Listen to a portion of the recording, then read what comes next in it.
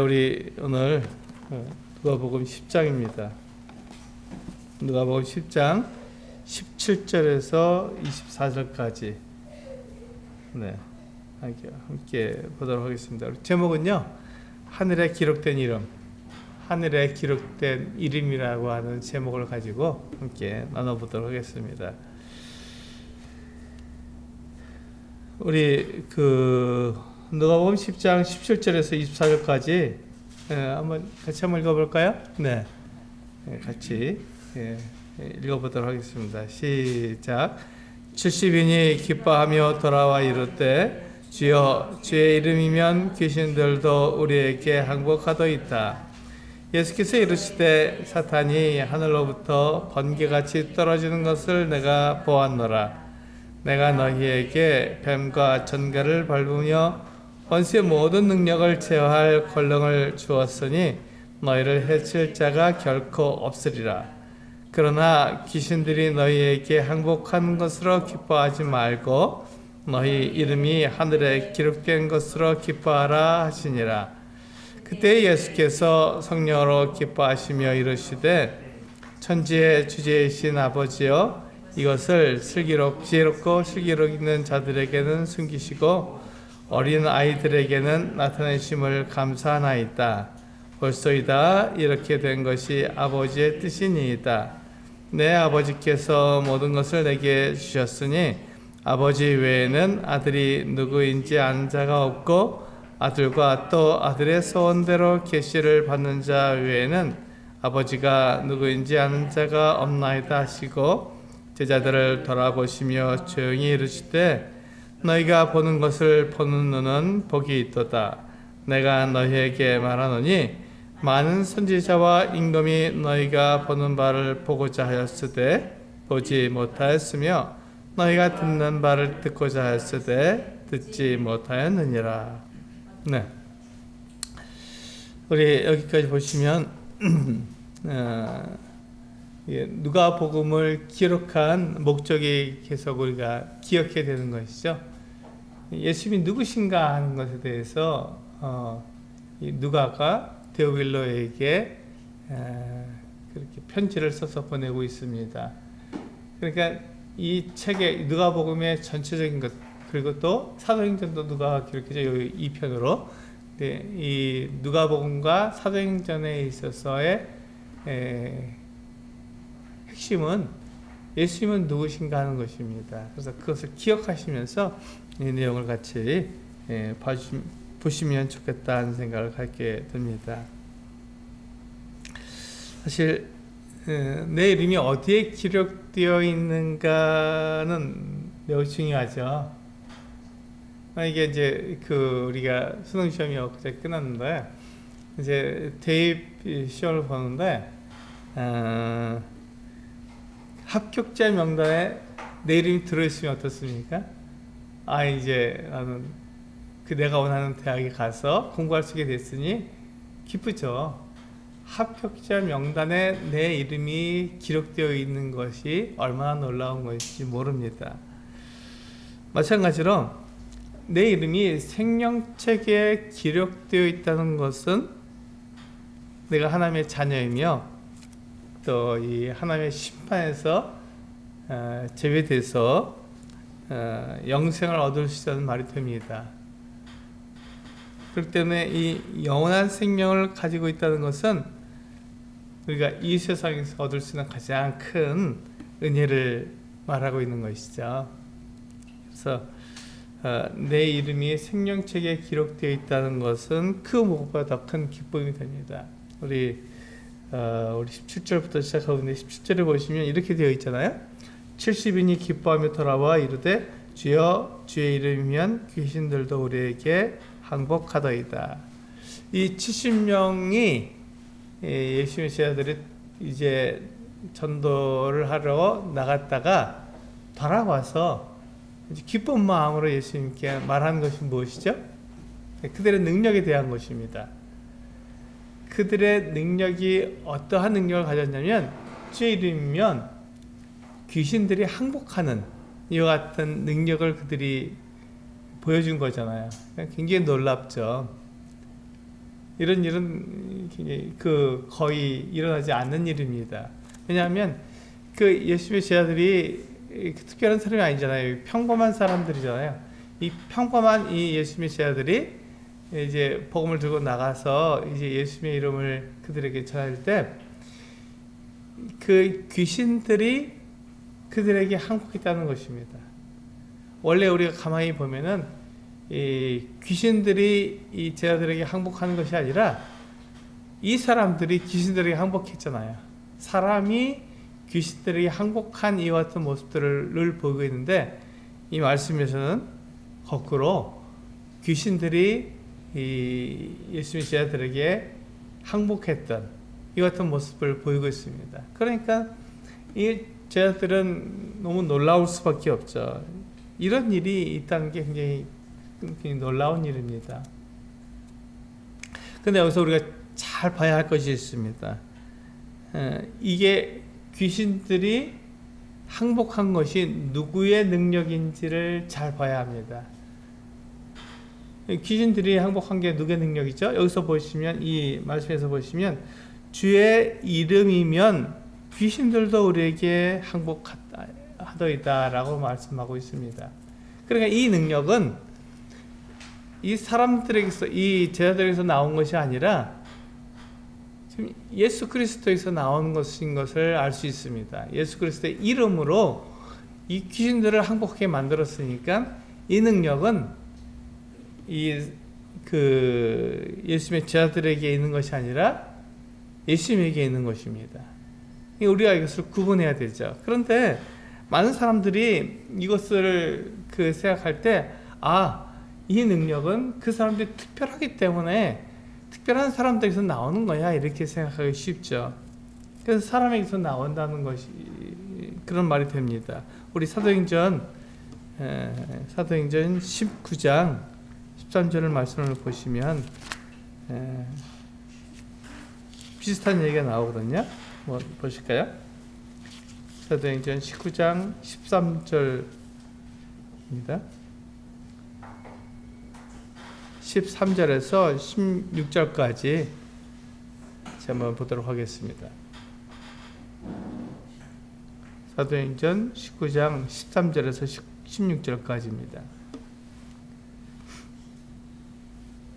네, 함께 읽어볼까요? 시작.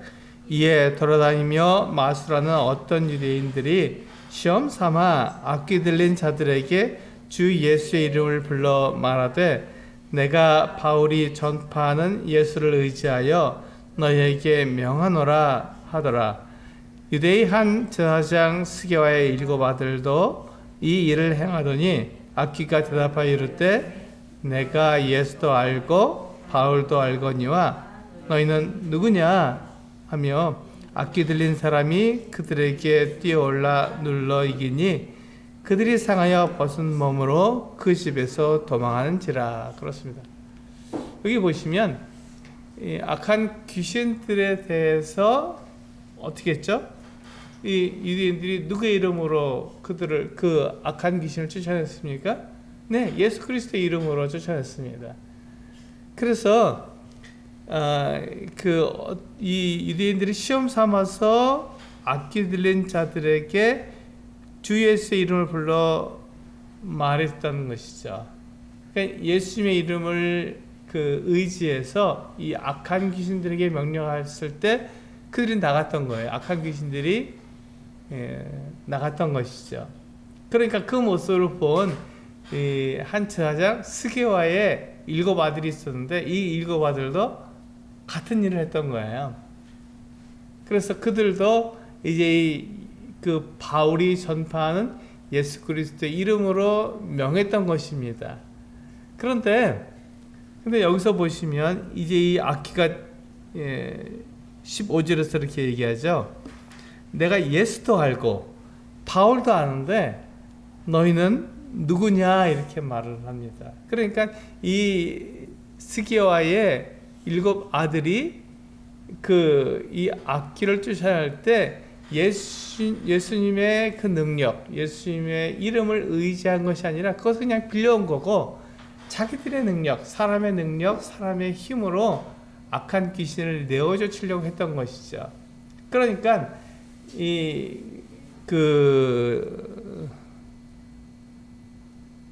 악한 귀신이 그렇게 말했잖아요. 이 16절에 보시면 악한 귀신 들린 사람이 그들에게 뛰어올라 눌러 이기니 이 예수 그리스도의 이름이면 귀신들이 항복해야 되는데 오히려 이 악한 귀신 들린 사람이 뛰어올라서 눌러서 그들을 이기는 이 같은 일이 일어났던 것이죠.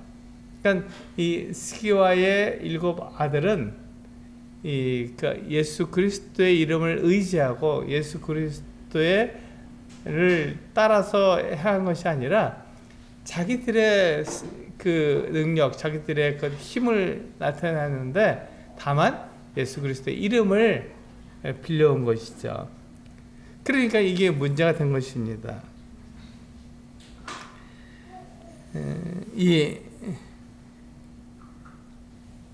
스기야의 7 아들들은 자기들의 능력을 예수님보다 앞세웠던 것이죠. 그런데 여기서 이 말씀에서 보시게 되면 우리 본문으로 돌아가셔서 10장 누가복음 10장 17절에 보시면 주여 주의 이름이면 귀신들도 우리에게 항복한다 이렇게 되어 있습니다. 내 능력, 내 힘이 아닌 예수 그리스도의 능력, 예수 그리스도의 힘으로 귀신을 쫓아낸 것을 볼 수가 있는 것이죠.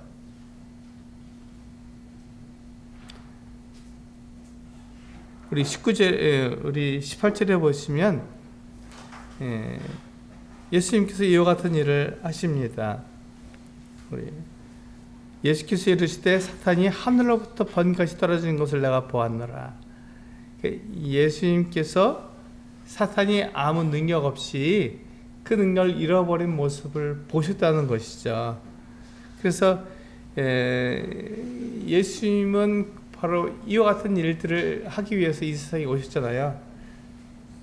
이 마귀의 일을 멸하시고자 이 세상에 오신 거예요.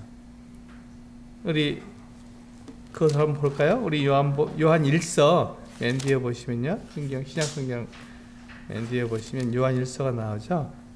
요한 1서 3장 5절 말씀을 함께 보시겠습니다. 요한 1서 3장 5절에서 8절 말씀을 함께 읽어보겠습니다. 요한 1서 3장 5절에서 8절입니다. 읽어보겠습니다. 시작. 그가 우리 죄를 없애려고 나타나신 것을 너희가 아나니 그에게는 죄가 없느니라. 그 안에 거하는 자마다 범죄하지 아니하나니 범죄하는 자마다 그를 보지도 못하였고 그를 알지도 못하였느니라.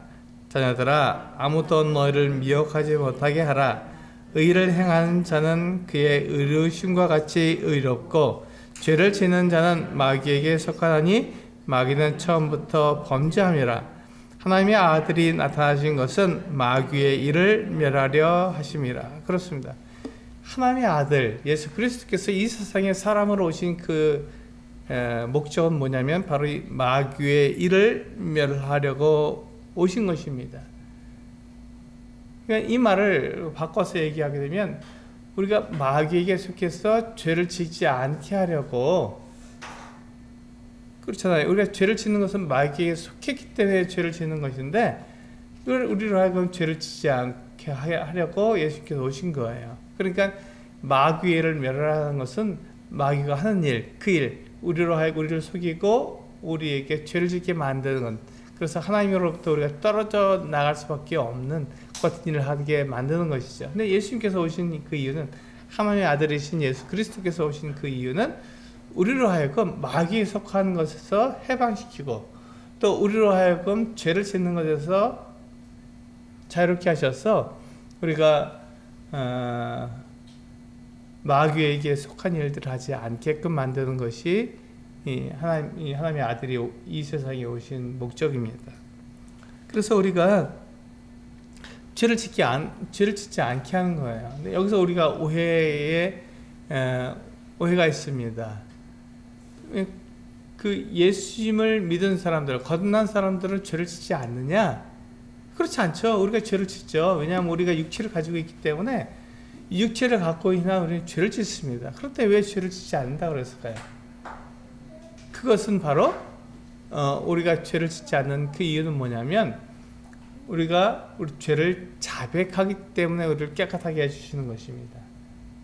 우리가 죄를 자백하기 때문에 마귀가 더 이상 우리에게서 역사할 수가 없는 거예요. 마귀를 멸하셨기 때문에 우리가 죄를 자백하는 것이 죄의 속성을 우리로부터 벗어나게 하는 것이죠.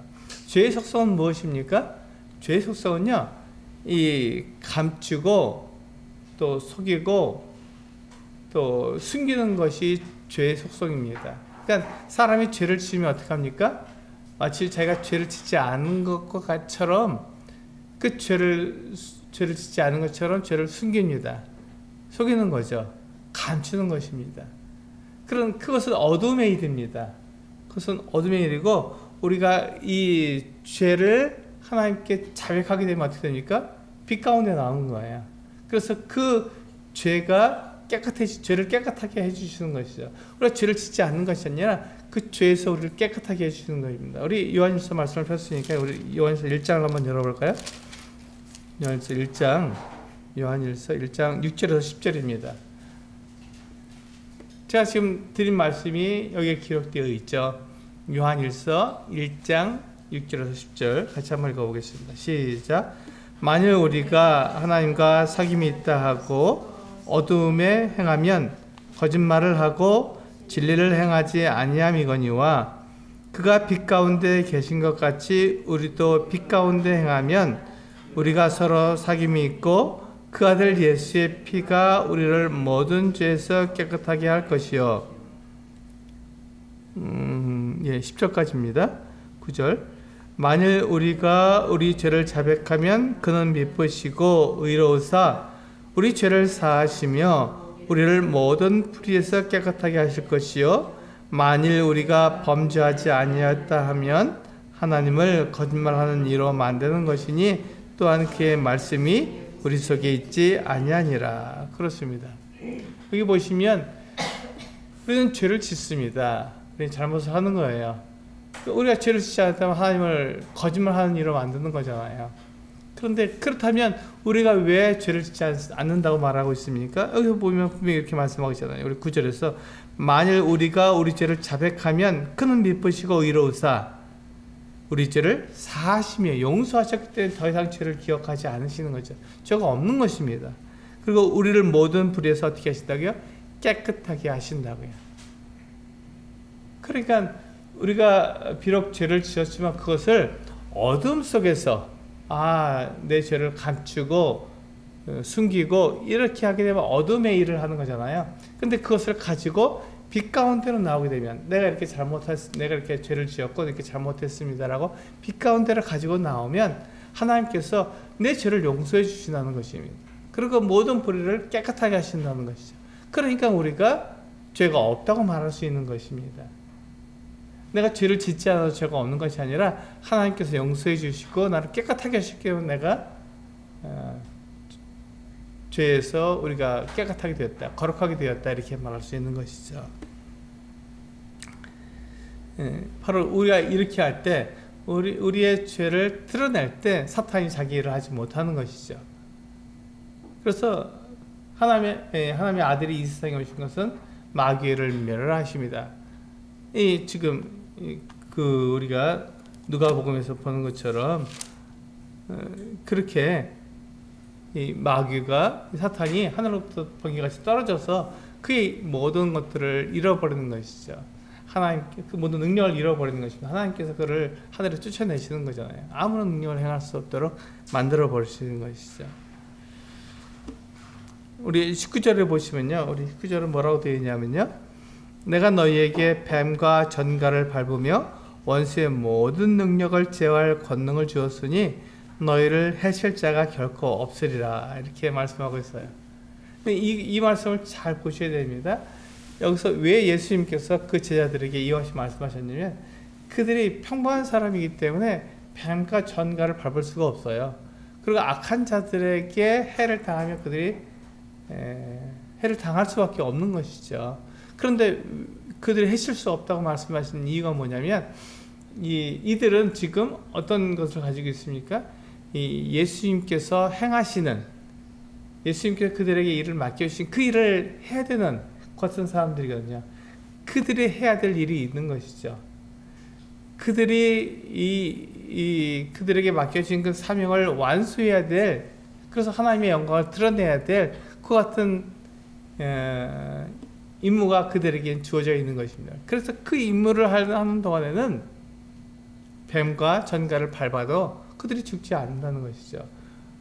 그들의 대적이 그들을 해치려고 해도 그들이 해칠 수가 없는 그 같은 모습이 되는 것입니다.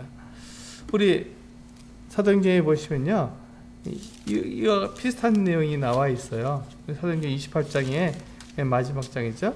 사도행전 28장 3절에서 6절까지를 보시면 바울이 예수님의 이 같은 능력을 사용한 것을 볼 수가 있습니다. 그러니까 바울에게 있는 능력이 아니라 예수님께서 약속하신 걸 지키시는 거죠.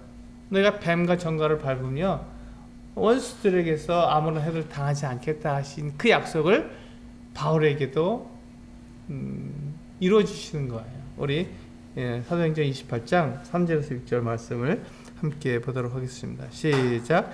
바울이 나무 한 묶음을 거두어 불에 넣으니 뜨거움으로 말미암아 독사가 나와 그 손을 물고 있는지라.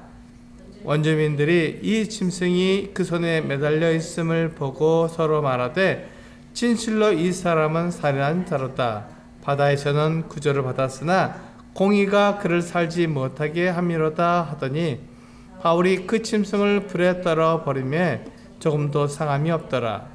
그들은 그가 붙든지 혹은 갑자기 쓰러져 죽을 줄로 기다렸다가 오래 기다려도 그에게 아무 이상이 없음을 보고 돌이켜 생각하여 말하되 그를 신이라 하더라. 그렇습니다. 놀라운 일이 여기서 일어났죠. 바울이 탄 배가 난파되었습니다. 유락을 올라가는 아주 굉장히 광풍이 불어서 겨울에, 그래서 그냥 끄는 대로 끌려갔죠. 그러다가 이들이 멜리데라고 하는 섬에 겨우 이제 정착하게 된 거죠. 거기에 이제 그 섬에 배가 닿을 수 있게 되었습니다. 그래서 이제 배는 부서지고 이 사람들만 살아서 헤엄쳐서 그 멜리데 섬에 도착하게 되었습니다. 그러니까 겨울인데 다 젖었잖아요. 그러니까 얼마나 춥겠습니까? 그러니까 이 멜리데 사람들이 어떻게 했냐면 불을 피워서 이 사람들의 몸을 따뜻하게 해준 거예요.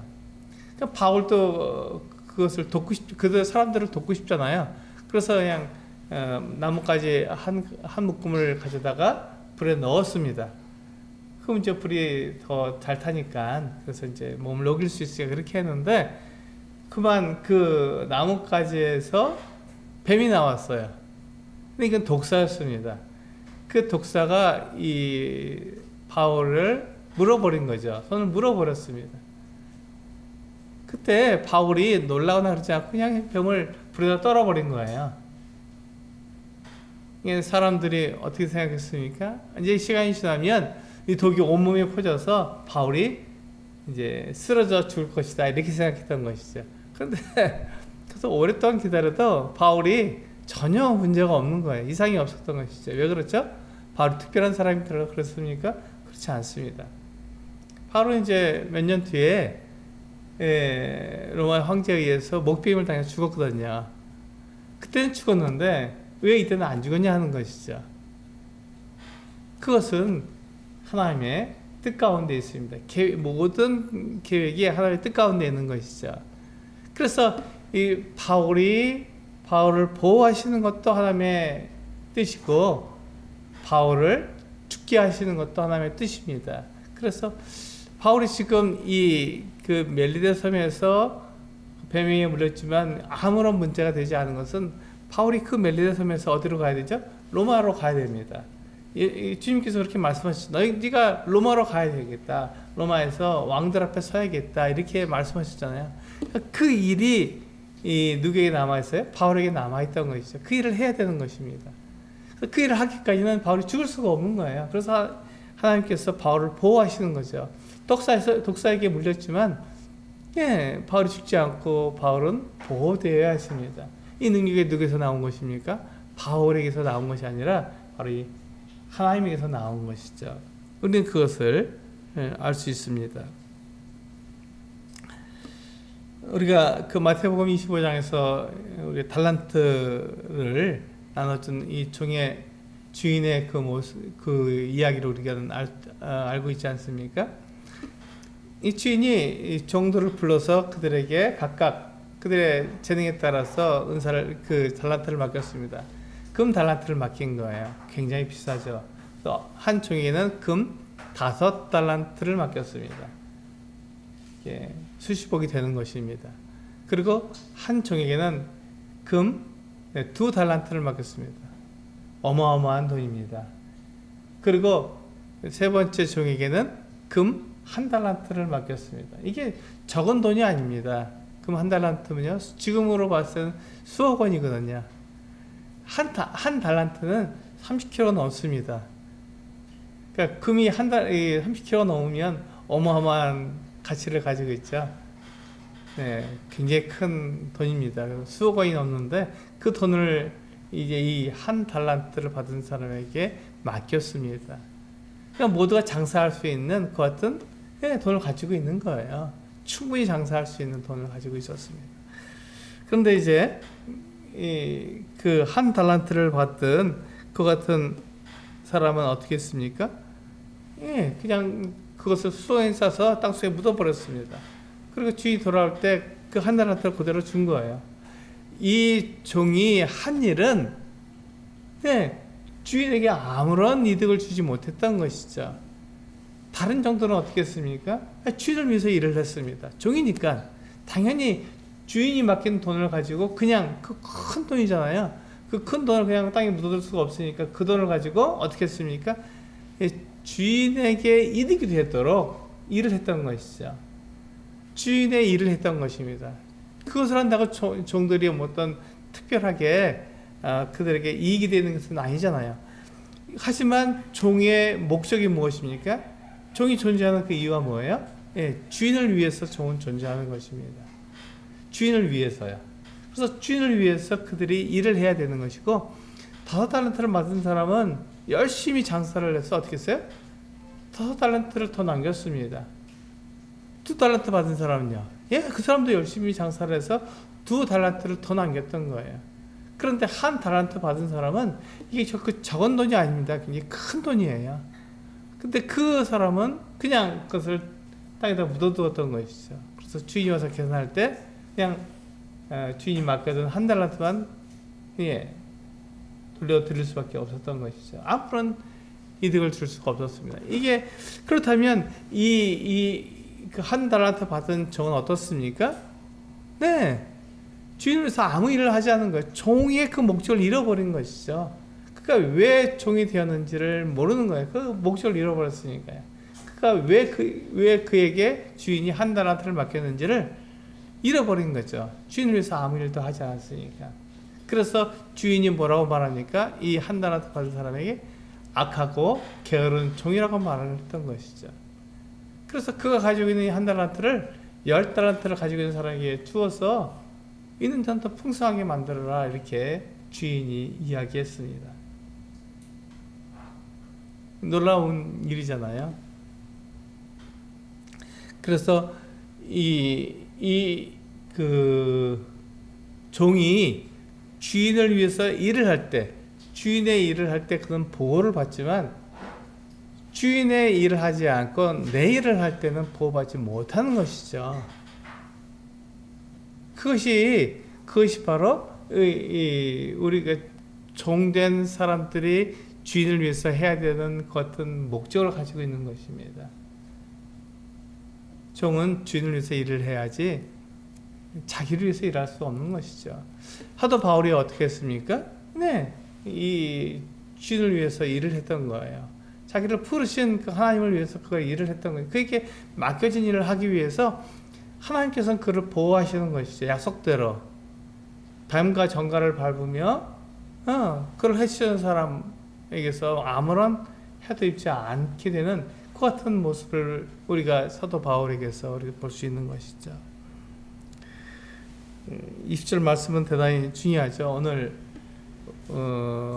오늘 이 우리가 보게 되는 말씀의 가장 중요한 구절입니다. 20절 말씀 이렇게 말씀하고 있어요.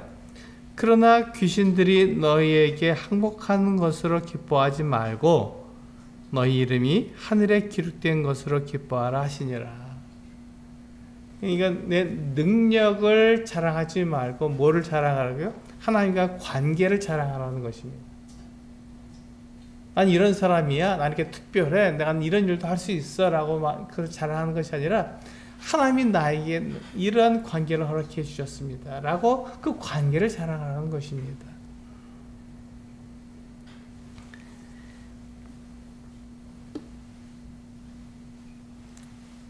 사람은요, 하나님하고 비슷합니다.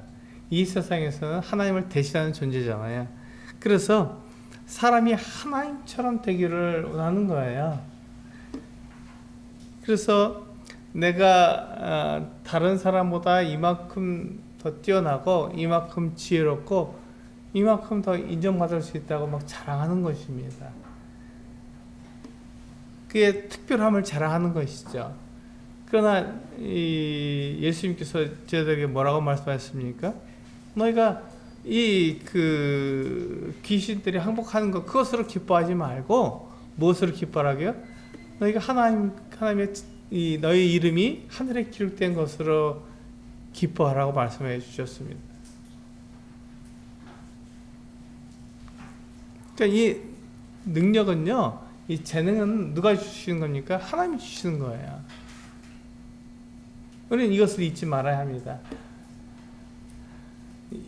내가 귀신들이 나에게 항복하는 그와 같은 능력, 그와 같은 힘은 내 것이 아니잖아요. 하나님께서 그와 같은 일을 하시는 거죠. 그러니까 그 일은 하나님께서 속한 것입니다. 내 일이 아닙니다. 근데 그러니까 그것을 자랑할 수 없죠. 그런데 놀라운 것은요, 예수 그리스도를 내가 믿음으로 내 이름이 생명책에 기록되었다는 것은 다른 얘기입니다. 우리 고린도전서 12장 말씀 한번 볼까요? 여기 보시면 은사를 고린도전서 12장 11절입니다. 은사를 성령께서 주신다는 것을 우리는 알 수 있어요. 여기서 말씀하고 있습니다. 그러니까 모든 재능을 하나님께서 주시는 것이죠.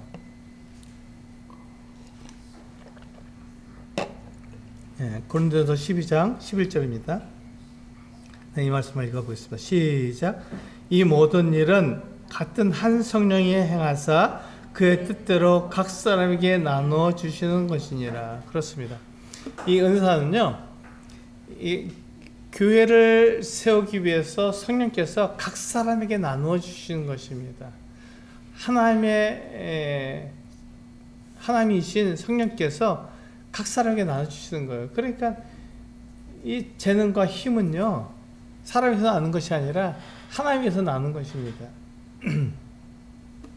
근데 우리는 그것을 자랑하게 되면 우리가 잘못된 것이죠. 그래서 우리가 자랑하는 것은 하나님과의 관계를 자랑하는 것입니다. 이것을 우리가 믿음이라고도 말을 하는데요.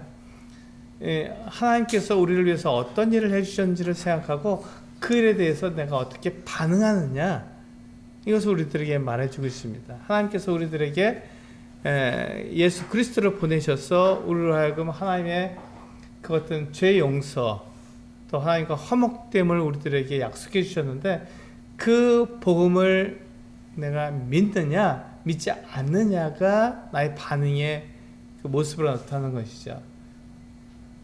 하나님께서 하나님의 아들을 세상에 보내셔서 내 모든 죄를 다 용서해 주시고 나에게 영원한 생명을 주셨다는 것을 믿게 되면 어떻게 됩니까? 내가 하나님의 자녀가 되는 거잖아요. 하나님과 관계가 이루어지는 거죠. 믿음으로 그와 같은 하나님의 관계가 이루어지는 것입니다. 그걸 자랑하라는 거예요. 그러니까 나의 특별한 것이 아니잖아. 내가 특별하기 때문에 그거가 주어진 것이 아니라 내가 예수 그리스도께서 하나님께서 하신 일을 내가 믿음으로 말미암아 나에게 그 어떤 관계가 주어졌다면 하나님이 그 모든 일을 하셨잖아요. 그래서 그것을 자랑하라고요. 하나님께서 나에게 이루어주신 일들을 자랑하라는 것입니다. 그래서 내 이름이 하늘에 기록되었다는 것을 자랑한다는 것은 곧 하나님께서 나에게 베푸신 일들, 하나님께서 하신 일들을 자랑하는 것이 되는 것이죠. 나를 자랑하는 것이 아니라 내가 특별한 사람이라고 자랑하는 것이 아닙니다. 우리 요한복음 1장 12절에 말씀하고 있잖아요.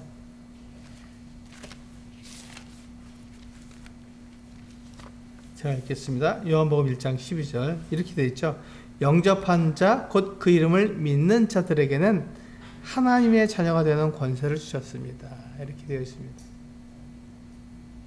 예수 그리스도의 이름을 믿는 자에게는 하나님의 자녀가 되는 권세를 주신 것이죠. 그래서 우리는 하나님께서 나와 어떤 관계에 있는지를 자랑하는 것입니다. 내 능력을 자랑하는 것이 아니라 사실 내 능력은 없죠. 나는 아무것도 가진 것이 없는 사람입니다. 나는 빈손으로 와서 빈손으로 가기 때문에 내가 사람들에게 자랑할 만한 것들이 아무것도 없는 것이죠. 무엇을 자랑하겠습니까? 그렇다면 내가 자랑할 수 있는 것은 딱 한 가지죠. 내가 믿었는데 그 믿음을 따라서 하나님께서 약속하신 그 약속을 나에게 이루어 주셨다. 그래서 내가 하나님의 자녀가 되었다라는 것을 자랑할 수 있는 것입니다. 그 다음에 이제 우리 본문에서 보면 21절과 22절은요 예수님께서 하나님께 감사드리는 내용으로 되어 있습니다. 제가 읽겠습니다. 20절과 21절에 보시면요 21절과 22절에 보시면요 그때 예수께서 성령으로 기뻐하시며 이르시되 천지의 주제이신 아버지 이것을 지혜롭고 슬기 있는 자들에게는 숨기시고 어린 아이들에게는 나타내심을 감사하나이다. 옳소이다. 이렇게 된 것이 아버지의 뜻이니이다. 내 아버지께서 모든 것을 내게 주셨으니 아버지 외에는 아들이 누구인지 아는 자가 없고 아들과 또 아들의 소원대로 계시를 받는 자 외에는 아버지가 누구인지 아는 자가 없나이다 하시고 예수님께서 이 70명의 제자들이 돌아와서 이야기하는 것을 듣고는 그것에 대해서 하나님께 감사를 드렸습니다.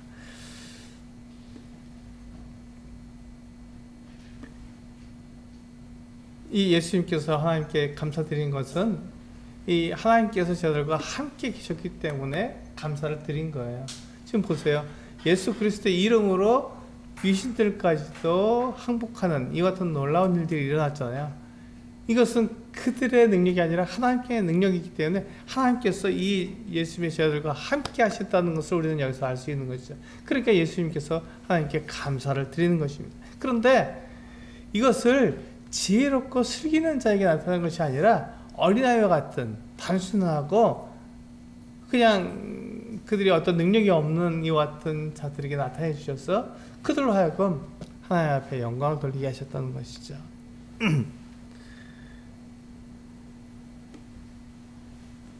우리 고린도전서의 말씀에 보시면요 이와 같이 되어 있습니다. 1장 19절에서 21절까지 있는 말씀을 보시면 제가 읽겠습니다. 고린도전서 1장 19절에서 21절까지의 말씀을 보시면요 기록된 바 내가 지혜 있는 자들의 지혜를 멸하고 총명한 자들의 총명을 폐하리라 하였으니 지혜 있는 자가 어디 있느냐 선비가 어디 있느냐 이 세대의 변론가가 어디 있느냐 하나님께서 이 세상의 지혜를 미련하게 하신 것이 아니냐 하나님의 지혜에 있어서는 이 세상이 자기 지혜로 하나님을 알지 못하므로 하나님께서 전도에 미련한 것으로 믿는 자들을 구원하시기를 기뻐하셨도다. 그렇습니다. 이 세상의 지혜는요 하나님의 지혜를 알 수가 없습니다. 이 세상의 지혜로는 하나님의 지혜를 알 수가 없는 거예요. 그래서 하나님께서 전도에 미련한 것으로 하나님의 그 어떤 복음을 증거하기를 원하셨던 것이죠. 그래서 이 세상의 지혜는 무엇을 가르칩니다? 사람이 어떻게 하면 이 세상을 잘 살 수 있는지, 어떻게 하면 부유하게 살 수 있는지, 어떻게 하면 건강하게 살 수 있는지 그 얘기를 해주잖아요. 이 세상의 지혜는 그것입니다. 그런데 하나님의 지혜는 무엇입니까? 하나님의 지혜는 우리로 하여금 하나님의 일을 하게끔 만들어주는 것이고, 하나님의 지혜는 하나님과 동행할 수 있도록 우리를 인도해 주시고, 우리로 하여금 하나님과 이렇게 화목된 그 같은 모습을 가질 수 있도록 인도해 주시는 것이죠. 그것이 바로 이 겸손입니다. 여러분, 겸손은 무엇입니까? 겸손은 자기 자리를 지키는 거예요. 겸손은 자기 자리를 지키는 겁니다. 우리가 겸손 그러면 자기를 비하하고 자기를 낮추고 나는 아무것도 못해 이렇게 말하는 것이 겸손이라고 생각하는데 그렇지 않습니다. 겸손은요, 자기 자리를 지키는 거예요. 그런데 우리가 하나님과 이렇게 비교해 봤을 때 내 자리가 어디입니까? 나는 아무 능력이 없어요. 그것을 인정하라는 것입니다. 이게 쉽지 않죠. 그렇게 자기를 있는 그 모습 그대로를 인정하는 것이 쉽지 않습니다. 그런데 사람이 가지고 있는 그 자리, 사람이 가지고 있는 그 모습을 그대로 인정하라는 것입니다. 그것이 겸손입니다. 하나님께서 나에게 이 일을 하도록 맡기셨으면 하나님께서 나에게 이 일을 하도록 맡기셨다라고 인정하는 거예요. 그래서 그 일에 최선을 다하는 것입니다. 하나님께서 그 능력을 나에게 주셨으니까 그 능력을 가지고 하나님의 일을 하는 것이죠. 그것이 겸손입니다. 겸손은 자기 비하나 자기를 낮추는 것, 그것이 겸손이 아니라 참된 겸손은 내 자리를 알아서 내 자리, 원래 자리로 가는 것을 겸손이라고 말합니다. 하나님의 아들 예수 그리스도께서는 겸손하셨어요. 어떻게 됐죠? 그가 해야 할 그 목적에 따라서 가신 거죠. 그 길을 가신 거예요. 그가 하나님이시지만 사람이 되셨습니다. 그게 예수 그리스도께서 약속하신 우리 사람들을 구원하시기 위해서 그 목적대로 하신 거예요. 그리고 어떻게 했습니까? 더 낮추셔서 십자가에 자기를 못 박아 죽게 하셨습니다. 그 자리까지 가야만 사람들의 죄를 용서할 수 있는 그 길을 가실 수 있기 때문에 그 길을 가신 거예요. 그러나 한 번도 예수님이 하나님이 아닌 적이 없었습니다. 예수 그리스도는 십자가에 달리시기 전이나 십자가에 달리신 후나 동일한 하나님이십니다. 그것이 바뀐 적이 없어요. 예수님은 하나님이시고 하나님이시기 때문에 우리의 모든 죄를 다 용서하시기 위해서 그 십자가에 달리신 것이고 그 일을 다 이루신 것입니다. 제가 그와 십자가에 달린다고 우리 이 세상에 있는 사람들의 죄를 용서할 수는 없습니다. 하나님이기 때문에 이게 가능한 것이죠. 그래서 그 자리, 그 모습을 그대로 나타내는 것이 참된 겸손입니다.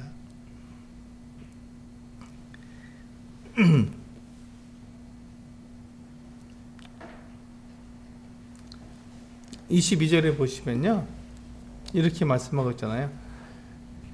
내 아버지께서 모든 것을 내게 주셨다, 이렇게 말씀하고 있습니다. 이게 하나님께서 예수님과 함께하고 계신 것이고 동등하게 일을 하고 계신 것이거든요. 동역하시는 거예요. 그래서 아버지의 모든 것을 아들에게 주신 것이죠. 마태복음 20장 28절에서 20절에서는 뭐라고 말씀하고 있냐면요, 예수께서 나와 말씀하여 이르시되 하늘과 땅의 모든 권세를 내게 주셨으니, 이렇게 말씀하고 있어요. 그러므로 너희는 가서 모든 민족을 제자로 삼아 아버지와 아들과 성령의 이름으로 세례를 베풀고 내가 너희에게 분부한 모든 것을 가르쳐 지키게 하라. 볼지어다 내가 세상 끝날까지 너희와 항상 함께 있으리라 하시니라. 아버지께서 이 아들에게 모든 권세를 주셨기 때문에 아들은 우리와 함께 영원히 존재할 수 있는 것이죠. 이 세상 끝날까지 우리와 함께 할 수 있는 것입니다. 이게 바로 예수 그리스도 하나님의 아들께서 하나님의 일을 하시는, 동역하고 있는, 같은 일을 하고 있는 모습을 우리에게 보여주고 있는 것이죠.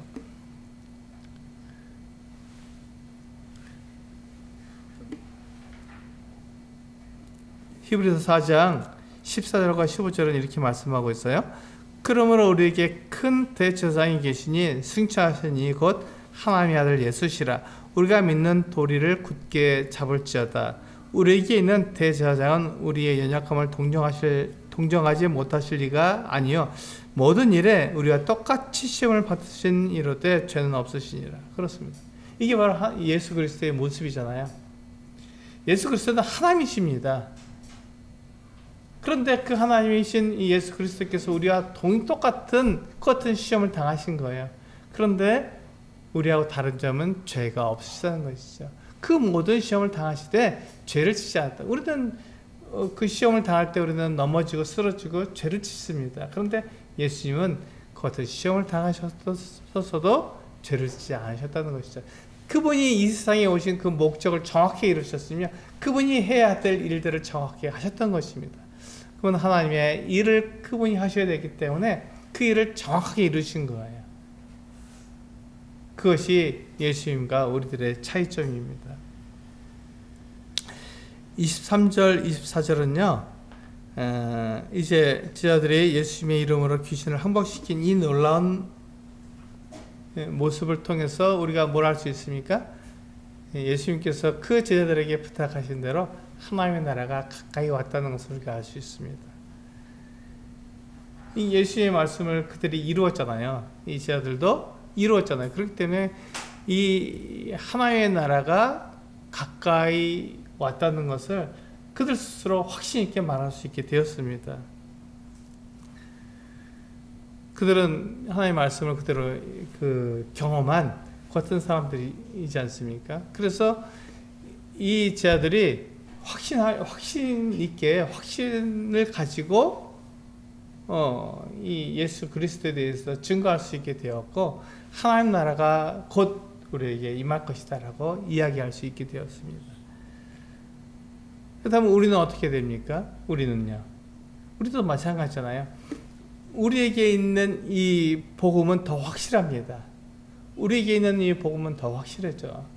지금 예수님의 제자들은 그들이 경험한 것, 정말 하나님께서 나와 함께 하시는 것을 경험한 것 뿐이지만 우리는 예수 그리스도께서 하나님의 아들이 이 세상에 오셔서 우리의 모든 죄를 다 용서해 주신 것을 알고 있습니다. 거기서 끝나는 것이 아니라 그분이 이제 그 장사된 지 사흘 만에 다시 살아나셨어요. 살아나셨을 뿐만 아니라 이제 하늘에 올라가셔서 승천하셔서 하나님 보좌 우편에 앉아 계시며 우리들 약속한 대로 우리들을 보호하시고 지키시고 하나님의 일을 하도록 우리를 인도하셨다는 것이죠. 우리가 복음을 전할 때 그 복음에 능력 있게 하시는 것이죠. 그것을 통해서 사람들의 마음을 이끌어 주시는 것입니다. 그래서 히브리서 2장 1절에서 4절까지에 있는 말씀에서 보면은 히브리서 기자가 이렇게 말하죠. 그러므로 우리는 들은 것에 더욱 유념함으로 우리가 흘러 떠내려가지 않도록 함이 마땅하니라. 선사들을 통하여 하신 말씀이 견고하게 되어 모든 범죄함과 순종하지 아니함이 공정한 보응을 받았거든 우리가 이같이 큰 구원을 등한히 여기면 우리가 가지고 있는 이 구원을 등한히 여기면 어떻게 된다고요? 어찌 그 보응을 피하려. 이 구원은 처음에 주로 말씀하신 바요 들은 자들이 우리에게 확증한 바니 하나님도 표적들과 기사들과 여러 가지 능력과 및 자기의 뜻을 따라 성령이 나누어 주신 것으로 그들과 함께 증언하셨느니라. 바로 이것입니다. 우리에게 주신 이 구원이 확실하고 우리에게 있는 이 구원이 확실하기 때문에 우리는 그것을 증거할 수 있게 된 것이죠. 그래서 히브리서 기자는 우리에게 이루어진 이 구원을 등한히 여기면 어떻게 되겠느냐라고 말하고 있습니다.